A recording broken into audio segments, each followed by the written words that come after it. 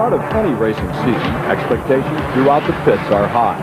The Citrus Bowl, Orlando, Florida, the site of the opening round of the 1993 Supercross season, was certainly no exception. It was generally accepted, though, the 1993 championship would more than likely be decided by a single pair of riders. Team Honda's Jeff Stanton and Yamaha's Damon Bradshaw. Second-year rider Jeff Emig was expected to make waves.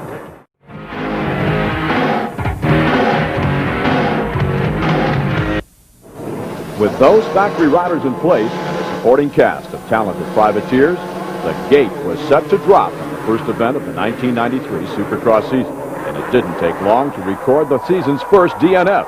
Bradshaw, number 8, Craig, number 24, and Mcgrath, number 15, got into a first corner shoving match. Craig went down and took several riders with him. Craig was the only rider unable to continue. Now, the early leaders then were Bradshaw, number 8, and Mcgrath, the rookie, number 15. Then came Brian Swink. He's rider number 19. Mike Larocco was number 5. Mike Kudrowski is number 3. And Jeff Stanton, rider number 1. On the opening lap, Mike Kudrowski was able to take the measure of teammate Mike Larocco. At the midway mark, it was Bradshaw, Mcgrath, Kudrowski, Larocco with Stanton a distant 5th. Then Mcgrath made that mistake. When he re-entered the track, he was side by side with Mike Larocco, but Larocco had the momentum, and Mcgrath dropped back to 4th. Now, at that point, it appeared Bradshaw began to tire. The Team Yamaha ace had undergone knee surgery in the off-season. As a result, his training program was way behind schedule. Bradshaw played it smart. He maintained his pace, but drifted to the outside of the left-hand corner, allowing Kudrowski to slip by. A couple of laps later, Bradshaw moved out of Larocco's way, and he too went by. Now, Bradshaw's intent was obvious: finish as high as possible without taxing his knee to the point of crashing. Third-place points were better than no points at all. A couple of laps after taking the lead, Kudrowski made a small error that cost him his first-ever Supercross win. As a result, he was passed by Larocco, and Larocco took the win. Basically, it was just me. I got 2/10 to the whoops. It wasn't near me, nothing, and my arms pumped up, and I kind of just lost it a little bit and bobbled, and he got by. It was Larocco's second consecutive win in the Citrus Bowl. Kudrowski, Bradshaw, Mcgrath, and Stanton rounded out the top 5. Here's a look at the next 5. We'll listen to Mike Larocco as he talks about the win. Things worked out real good once again for me. I came in the first race of the year ready to go, and if I can just carry it this year, I think things are working good, so hopefully I can. Dome in Houston, Texas, played host to round 2 of the series. The star of the show, number 7, Guy Cooper from close by Stillwater, Oklahoma. Cooper was in 8th place at the end of the opening lap. At the end of the race, using lines that bordered on the edge of disaster, Guy Cooper had moved all the way to the runner-up position. Cooper, who had earlier announced 1993 would be his last year of regular competition, wanted to leave a good impression in the eyes and minds of the fans. In Houston, Cooper did that. Now, leading the pack, just as he had done in the season opener, was Yamaha's Damon Bradshaw. He was challenged in the early going by Jeff Stanton, who was riding much more aggressively than in the season opener. In 3rd place, the rookie, Jeremy Mcgrath, number 15. On the 8th lap of the 20-lap main event, Guy Cooper joined the front runners. Cooper made short work of Mcgrath, who then set out to catch Stanton. To the delight of the crowd, Cooper turned single jumps into doubles and doubles into triples and found lines where none existed. On lap 13, Cooper drew even with Stanton. He outjumped the defending champ and took over the runner-up position.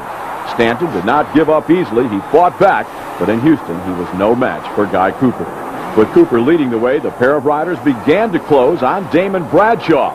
The question was, would Bradshaw's knee hold up to the pounding? And will Bradshaw physically be able to maintain the pace? Meanwhile, behind the leaders, Jeremy Mcgrath was feeling the pressure from another veteran. It was Mike Kudrowski. Mcgrath bobbled. Just like that, Kudrowski made the pass. That set the first 5 positions. As Bradshaw headed for the finish line, the questions regarding his knee and physical condition were laid to rest.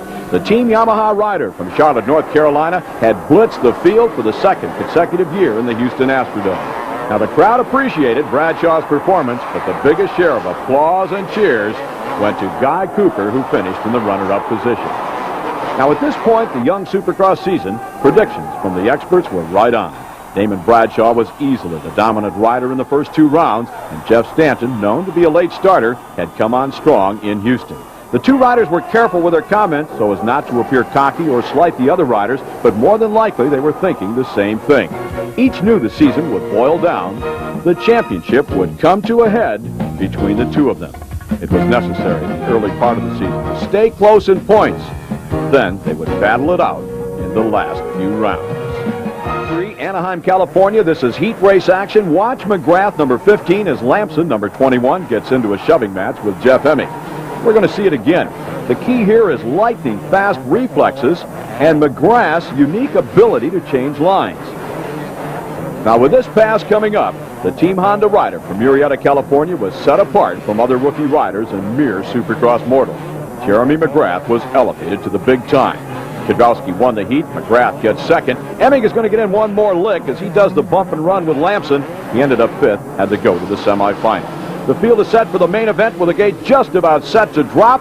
In Supercross, riders that finish in the top four in a pair of heat races go to the main. Now, those that miss out go to a pair of semifinals where a top five finish is the goal. Now, the last two riders selected for the 20-rider main event come from the last chance qualifier. Early going of the main event, Jeff Stanton had the lead. The other end of the pack belonged to Mike Larocco, rider number 5. Now, coming up, the first major upset of the season, Jeremy Mcgrath, the rookie, punched a hole in a low-flying cloud and passed the defending Supercross champion. Now, this is the mechanics signal area. Look at that look on Dan Bentley's face. Do you suppose he was irritated with that pass? Lap number 4, Kwiatkowski, who at the end of the opening lap was in 6th place, passes Kehoe for 3rd. A few laps later, Kehoe again is challenged. This time it was Damon Bradshaw. Bradshaw made the pass, and he'll take over 4th place. And on lap number 11, it was Bradshaw's turn to be the victim. Lunas flashed the sign, +0. Now that means Larocco was on your rear wheel. Larocco had the adrenaline, the momentum on his side, and you'll recall Larocco was in last place on the opening lap. But Bradshaw does a double. Larocco hits the triple, and the pass was made. Mcgrath's mechanic was feeling the juice. Mcgrath listened to the words of encouragement, and riding with the calm, cool confidence of a veteran, the rookie responded. It's the last lap, and showtime was born. The crowd went bananas as Mcgrath circled the track for the final time. Checking behind him, Mcgrath slowed, headed for his first ever cross-up victory. Stanton, he made the winner's rostrum for the second consecutive week with a 2nd place. Who was happier, do you suppose, when this one was over? Jeremy Mcgrath or his mechanic, Skip Norfolk? Here are the Anaheim results. Mcgrath, Stanton, Kwiatkowski, Larocco, and Bradshaw. Check it out. We'll go to Bob Hanna, who was with Jeremy Mcgrath. Then obviously, I knew you were talented, but did you think it was going to come this early? Well, a lot of people were razzing me about fading the last 2 weeks. Who's to say if it's going to happen again? I feel that I'm in shape. I feel the only thing that was holding me back was arm pump. And today, I settled a little bit behind Jeff, and then I just went ahead and went by. And I just stayed smooth, really. There's nothing special. Here are the point standings after 3 rounds. We'll go to Bruce Penhall, who was with runner-up Jeff Stanton. Jeff, if you proved it last year, you didn't need to win that many races to still win the national championship. It's early in the season. It's early in the season, but, I want to win all these races, all the races I can, so still got some work to do.